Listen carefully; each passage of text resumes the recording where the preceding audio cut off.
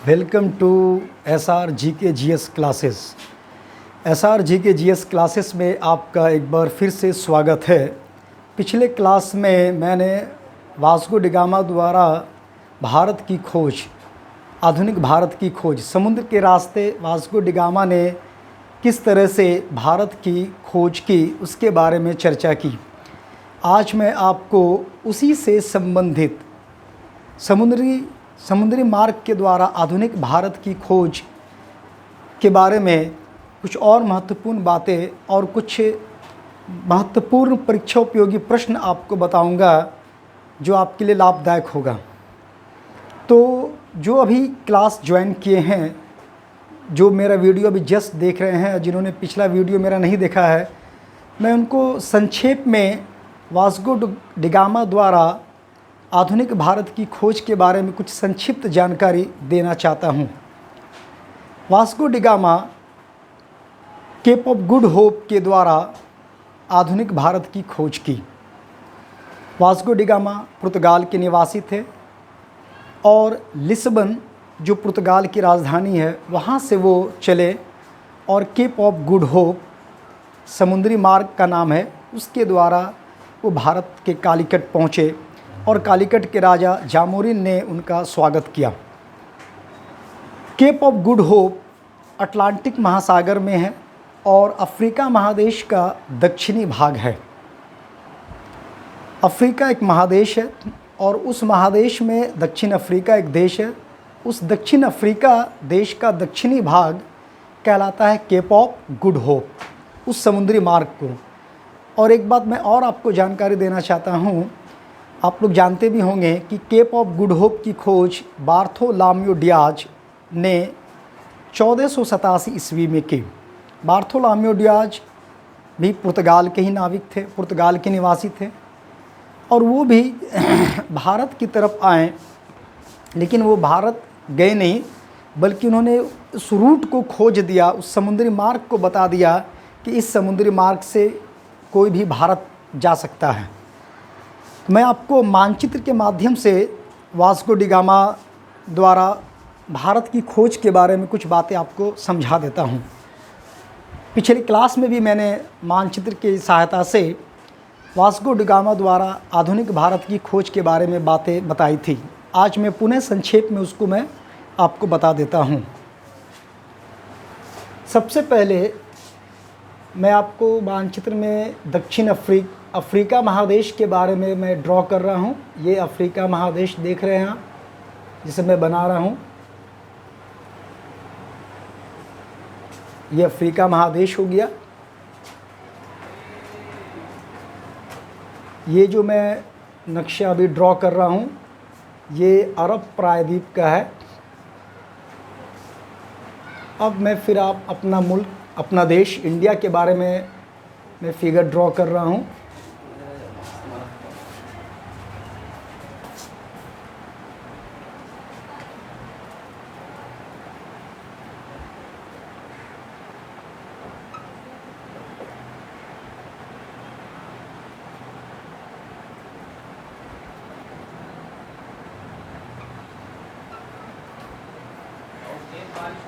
ये हो गया इंडिया और इधर ये मैं आ गया, इधर ये हो गया यूरोप महादेश, ठीक। ये हो गया अफ्रीका महादेश, इसको हम लोग कहेंगे एशिया महादेश। और ये अरब प्रायद्वीप है, इसी में सऊदी अरब और सारे इस्लामिक कंट्री जो आज के डेट में हैं वो सब स्थित हैं। और ये इंडिया है, इंडिया का ये नॉर्थ, ये साउथ, ये श्रीलंका, ये वेस्ट और ये ईस्ट, ठीक। ये बांग्लादेश है, बीएनजी। ये अरब सागर, ये बे ऑफ बंगाल, ये हिंद महासागर, ठीक।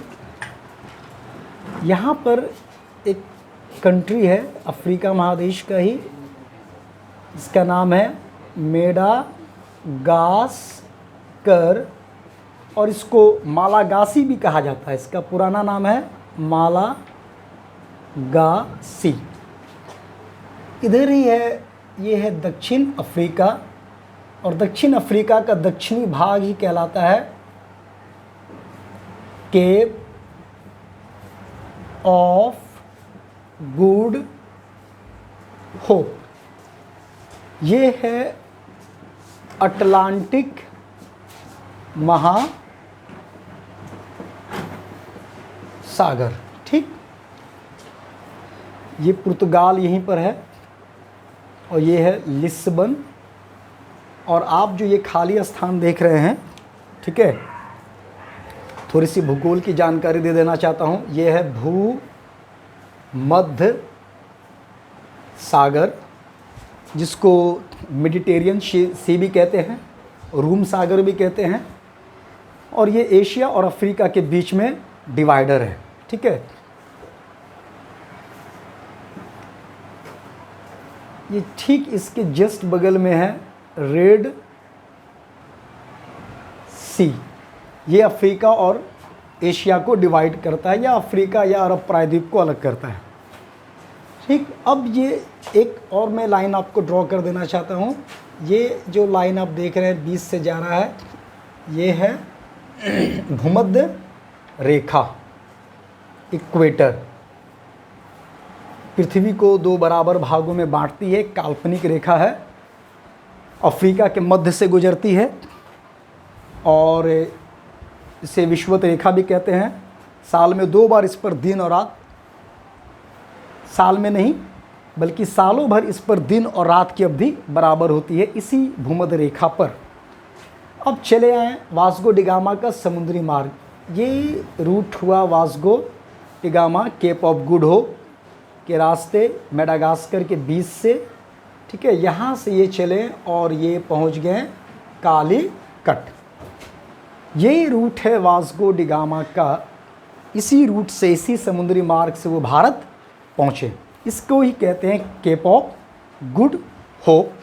1498 में आए और कालीकट के राजा जामोरिन ने उसका स्वागत किया, ठीक। और बार्थोलोमेव डियाज ने केप ऑफ गुड होप की खोज की। अब है वास्को डिगामा ने समुद्री मार्ग की खोज की, समुद्र के रास्ते, यूरोप वालों को बताया कि समुद्र के रास्ते हम भारत कैसे पहुंच सकते हैं।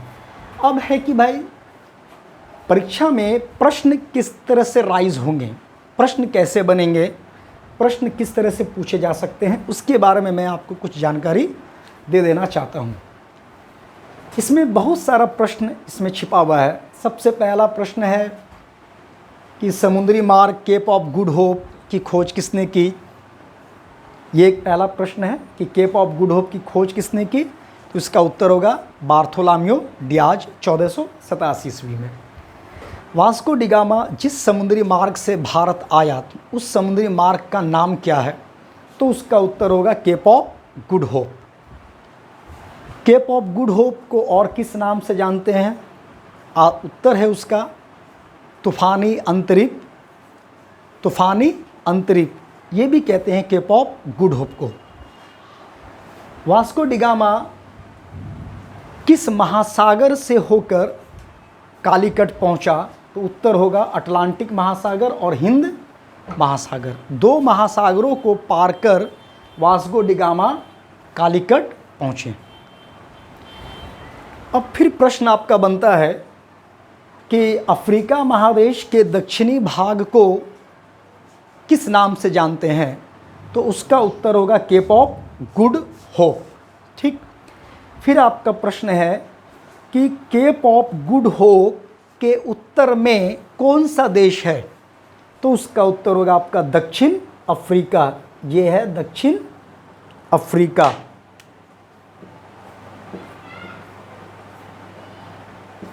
दक्षिण Africa cap of Good Hope के उत्तर में है। फिर आपका प्रश्न बनता है कि वास्को डिगामा भारत कब आया। वास्को डिगामा भारत कब आया, तो उसका आंसर होगा 1498 ईस्वी में, ठीक। फिर आपका प्रश्न है कि पहला पुर्तगाली जो भारत की धरती पर कदम रखा, उसका आंसर है वास्को डी गामा।